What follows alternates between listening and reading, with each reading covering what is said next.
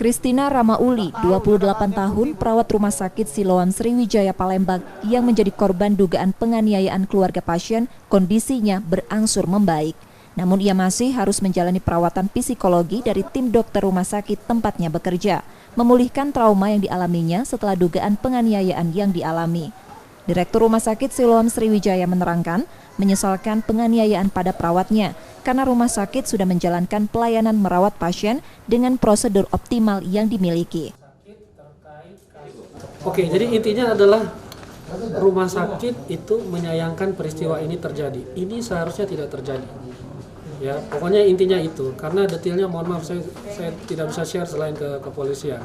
Intinya adalah rumah sakit telah menjalankan hal yang semestinya dijalankan oleh rumah sakit. Kondisinya sekarang masih bagus ya, secara fisik memang ada luka, tapi secara trauma, secara psikis berangsur-angsur membaik. Doain saja dia lebih cepat membaiknya pemulihannya ya. Kalau sikap rumah sakit ini sendiri terhadap kejadian ini apa, Dok? Ya. Blacklist kah namanya pasien itu? Oke. Sesuai statement saya tadi. Jadi Siloam Hospital tetap mendukung proses hukum. Ya, kita sudah laporkan pasien itu, kita tunggu.